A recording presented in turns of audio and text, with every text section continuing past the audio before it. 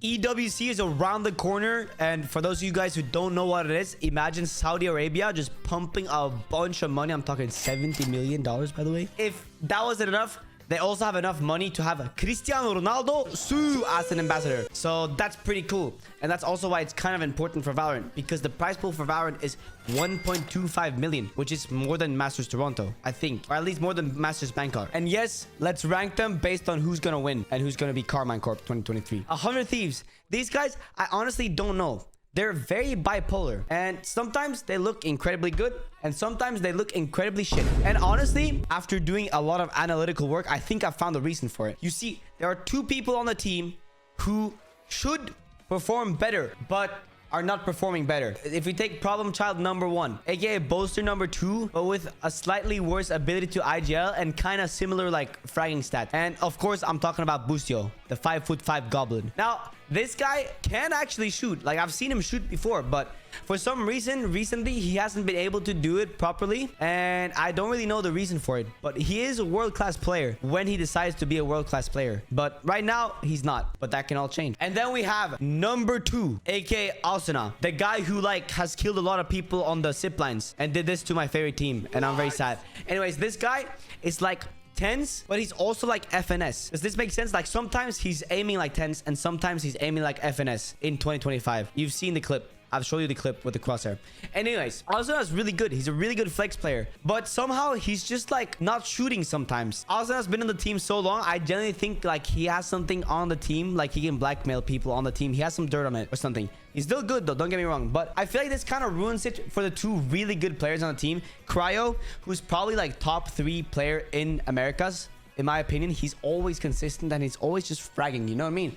And then we have EU. EU is top 10, I think, in my opinion. He's really, really good, but it just ruins the flow for the team. Anyways, for this reason, I don't really know how they're going to perform. I think they're going to be bipolar, and for that reason, I'm going to put them in 2 tiers. 1, contender to win if Boostio and Asuna step up, and Karmine Corp 2023, because you never know if they're going to disappoint again. Let's hope they don't disappoint though, because my friend is a big 100 Thieves fan, and I like 100 Thieves as well. I even have their OG jersey, bro. That's how much of an OG 100 Thieves fan I am. BBL Esports. Talk about an improvement. These guys went from being a doner kebab you can buy at the grocery store. You know, like it's been sitting there for a long time in the refrigerator.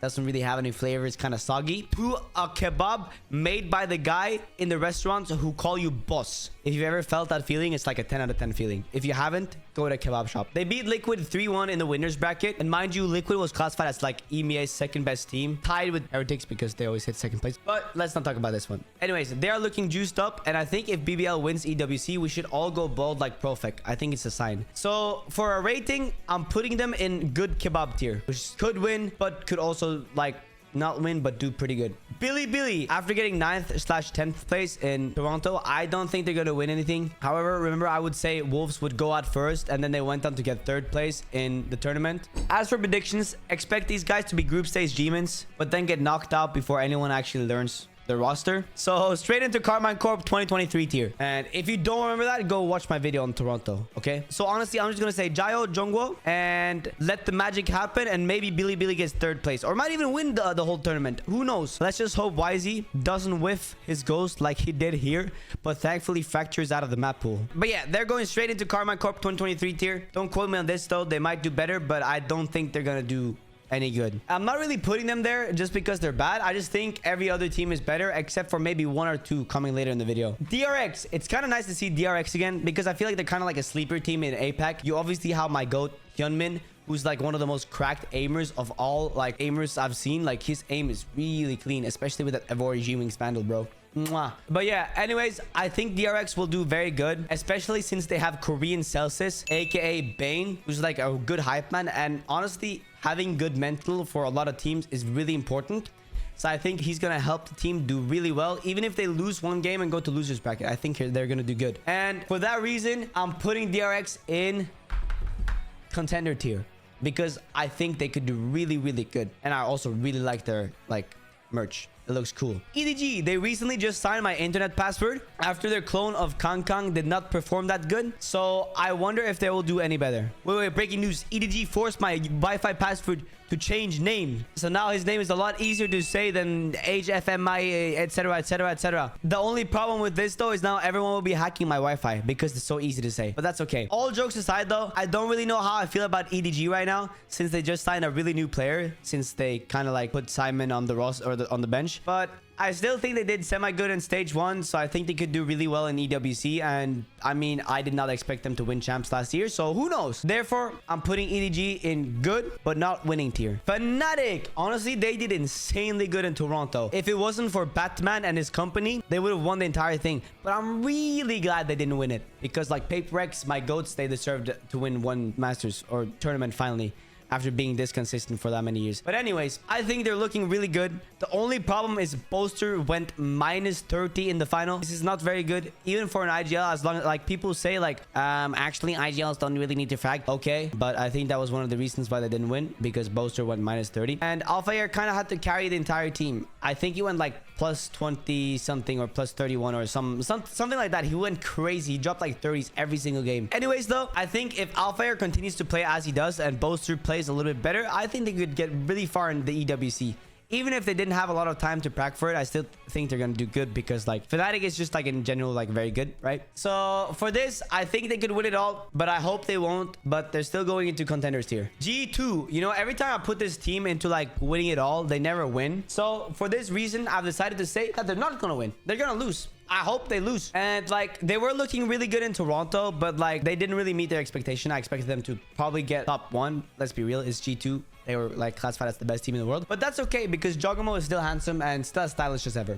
That being said though, I would say I would put them in contender tier, but reverse psychology here for right games, I'm gonna put them in good but not winning tier. Gen.G, am I the only guy on the internet who watches like all of the texture funny moments and stuff like in English? When he was in Toronto, that shit was very funny. Like when he like talking to Celsius and stuff and like saying like Shibal, stuff like that. That was very funny. Anyways, Gen.G are looking really good. They're as consistent as ever. However, the only problem they really have right now is that I feel like Munchkin's lurks are kind of like meh. He's not really the best at lurking sometimes, and that kind of ruins the flow of the team. But that's okay. They still have Texture, who's probably like the best duelist in APAC. After Jing, maybe. I don't know. Anyways, they are just a very solid team. And if they get some scrims leaked to them, I think they could do very well. Like this goes for DRX as well. If they get some scrims leaked, I think they can win it all. And therefore, I'm putting Gen.G in contender tier. Karmine Corp. Allez les bleus. Merci les bleus. Allez les bleus. I love France so much. It's like my favorite country in the world, guys. And I love Karmine Corp as well. I think they're a great team. I like Sadak. He's a very good IGL. And I just love Karmine Corp in general, guys. They're like so good. And also, I love Sugetsu, bro. I played against this guy on Sunset a couple of weeks ago. And I don't think I've ever gotten shitted on that hard in Valorant before. And that goes to say a lot, because I am very, very good at this game, in my opinion. But I still got shit on. I think they're gonna do good. Karmine Corp is going into contender tier. Definitely not because they're a French org and French fans are cool, but just because they're good. NRG, this team has made an insane comeback from being like one of the worst teams in the region to now signing Scuba and letting Ethan IGL. They're playing really good and even won the EWC qualifier against Honor Thieves. I think it was 3-1, which is just insane to me. Scuba is looking really good and he just seems like a cool kid. I think he's the same age as me, but I still call him a kid. They're looking really good and I think they're gonna do really good, and therefore I'm putting them in contender tier. And also they have Som as a hype man. Who wouldn't want to have Som as a hype man? This guy seems so nice. So yeah, contender tier. PaperX. Imagine if they go back to back and then they just start winning things. Imagine they win champs, bro. This is PaperX's year. Anyways, I think they're going to do really good after Masters Toronto. However, I feel like they're also might be very tired and might not have practiced that much because they just won a Masters, which is honestly fair enough. So this one could be 50-50. And honestly, they also literally have Batman in their team. Like they have Batman. So of course they're going to do good. They have Batman. As for being realistic, they have a lot of footage on them, like from games. So I don't think they're going to do as good as Toronto, but who knows? Maybe the train keeps going choo choo choo choo choo. And also for those of you guys who didn't watch my watch parties, this was my reaction to PaperX winning. Let's fucking go, bro. Yes, I'm very happy. And yes, let's go W Gaming.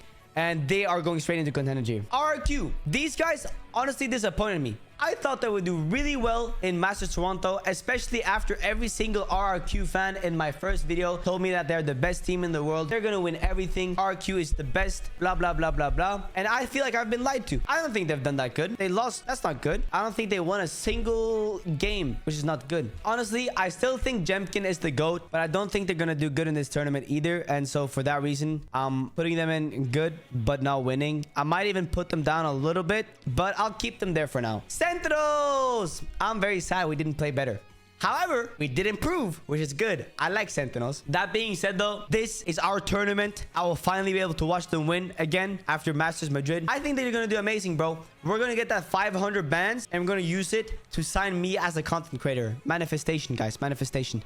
Anyways, I think, honestly, with the way the team is improving, especially like the most important thing that was setting us back was the mental aspect of the game. It looked like we were a bit like getting tilted and not playing as ourselves, blah, blah, blah. I know I'm not part of the team, by the way. You can make fun of me for not being part of the team, but nothing is part of the... Shut up, bro. Anyways, I think they're going to do good. I think they're still a contender to win. They played really good and they're improving. Let's just go. Contender tier. Second is the GOAT. Sequinha. Vamos, caralho. Fala português. Sí, Brasil, Brasil, Brasil. Heretics. They're no longer the second place team of EMEA. They're now the third place team of EMEA. I honestly thought they would do insane for Toronto, but then they just like lost both their matches. So I don't know anymore. That being said, I still think they're good. I just don't know. I felt like they didn't play as themselves, but that's fine. They'll play better in EWC, hopefully. And you know, one thing that I was thinking about yesterday is there's literally only really one good IGL in EMEA, and that's Boaster. Like, Nats is good, of course, as well, but like I feel like there's no good IGLs in EMEA. So imagine if EMEA actually had good IGLs, and like imagine a Boaster who could frag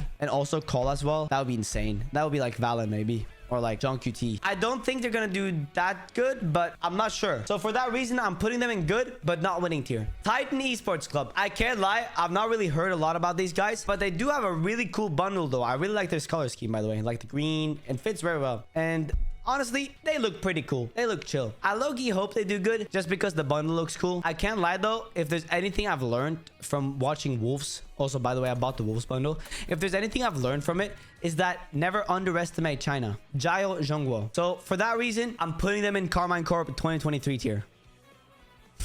Speaking of Karmine Corp 2023, XLG. I don't think they're gonna do good. That's it. Karmine Corp 2023. Now, out of all these teams, who do you think it will win? Let me know in the comments.